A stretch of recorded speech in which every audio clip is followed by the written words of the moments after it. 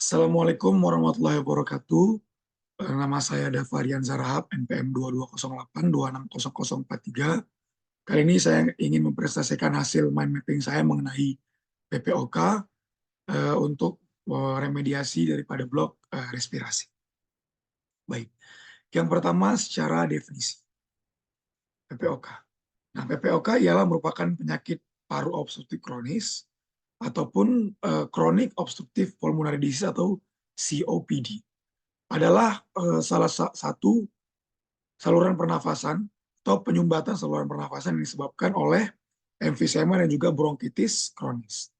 Nah, PPOK ini adalah penyakit paru yang menaun yang berlangsung selama dan disertai dengan peningkatan resistensi terhadap aliran udara, atau sekelompok penyakit paru ini disebut juga bronkitis kronis dan juga emfisema dan juga asma bronkial.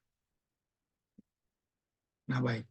Secara etiologi sendiri juga merokok merupakan penyebab resiko utama terjadinya penyakit paru obstruktif kronis ini ataupun PPOK. Nah, sejumlah zat iritan yang ada di dalam rokok itu dapat menstimulasi produksi mukus berlebihan, menyebabkan batuk, lalu merusak fungsi silia, menyebabkan inflamasi serta kerusakan bronkitis ataupun bronkiolus dan dinding alveolus. Nah, faktor resiko lain seperti polusi udara, perokok pasif, riwayat infeksi saluran pernafasan pada saat anak-anak, dan juga keturunan. Itu bisa menjadi salah satu daripada faktor resiko PPOK itu sendiri. Nah, paparan terhadap polusi industri di tempat kerja juga dapat mempengaruhi dan meningkatkan risiko terjadinya penyakit paru obstruktif kronis ini. Juga ada riwayat terpajan polusi udara di lingkungan, hiperaktivitas bronkus, riwayat infeksi saluran nafas bawah yang berulang, lalu defisiensi antripsin alpha 1 yang umumnya jarang terdapat di Indonesia, dan juga usia. Nah, patofisiologi sendiri daripada bronkitis ini adalah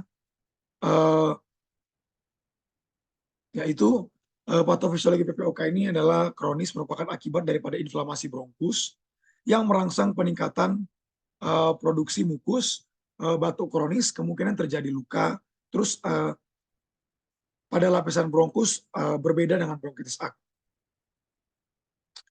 Nah, manifestasi daripada bronkitis kronis ini berlangsung minimal 3 bulan selama 1 tahun dalam 2 tahun berturut-turut.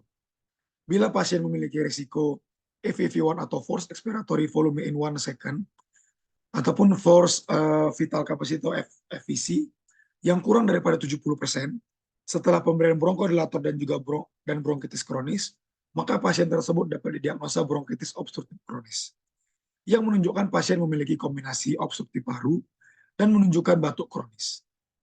Nah, bronkitis kronis ini sendiri ditandai dengan beberapa hal berikut seperti gejala-gejala yang dapat kita temukan, yaitu adalah kesulitan bernafas, lalu batuk, mengi, rasa berat di dada, penurunan berat badan yang juga dapat terjadi, dan juga lemas ataupun kehilangan kemampuan. Nah, bronkitis ini sendiri cara mendiagnosanya itu kita bisa lakukan cek X-ray ataupun fototoraks, lalu uji faal paru, dan juga TLC atau total lung capacity. Nah, CX-ray sendiri ini dapat menunjukkan hiperinflasi paru-paru, diafragma mendatar, peningkatan ruang dan udara di retrosternal, penurunan tanda vaskular ataupun bisa dikatakan emfisema, peningkatan bentuk bronkofaskular atau bronkitis, dan normal ditemukan pada saat periode remisi ataupun asma. Lalu untuk pemeriksaan spirometri dan juga bronkodilator merupakan alat yang penting untuk mendiagnosis dan menilai fungsi daripada paru-paru dan memprediksi prognosis daripada pasien. Spirometri mengukur volume udara dan paru-paru, sedangkan pengukuran bronkodilator kita mengukur volume ekspirasi dalam hitungan detik.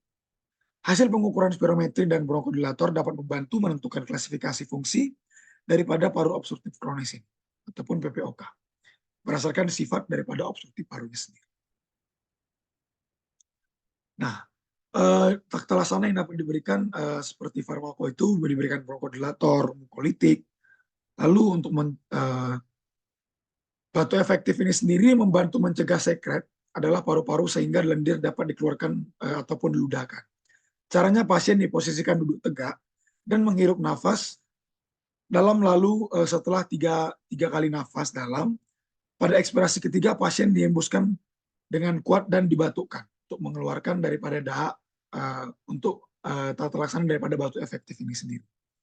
Lalu ada fisioterapi dada. Ini tindakan fisioterapi untuk dada menurut Pangusti untuk meliputi perkusi, vibrasi, dan juga postural drainase. Tujuannya daripada intervensi adalah untuk membantu pasien bisa bernafas dengan lebih bebas dan membantu dalam pembersihan paru-paru dan sekret yang menempel di saluran nafas. Nah, tindakan ini dilakukan bersamaan dengan tindakan lain untuk lebih mudah mengeluarkan sekret daripada jalan nafas itu sendiri. Baik, untuk tata laksana farmako seperti tadi saya katakan diberikan bronkodilator dan juga mukolitik, yang biasanya itu untuk bronkodilator kita berikan pasien itu adalah salbutamol inhaler yang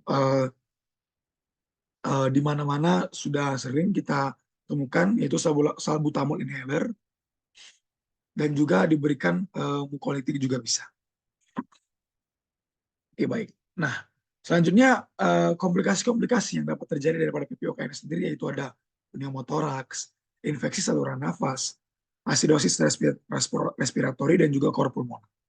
Nah, untuk pneumotoraks sendiri, spontan pneumotoraks itu dapat terjadi akibat pecahnya bulb ataupun kantong udara dalam alveoli.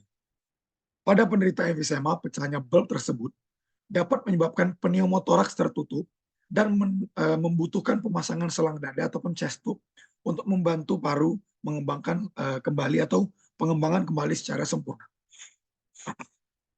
Nah, untuk infeksi, untuk asidosis respiratori, itu timbul akibat peningkatan nilai PCO2 ataupun hiperkipnea.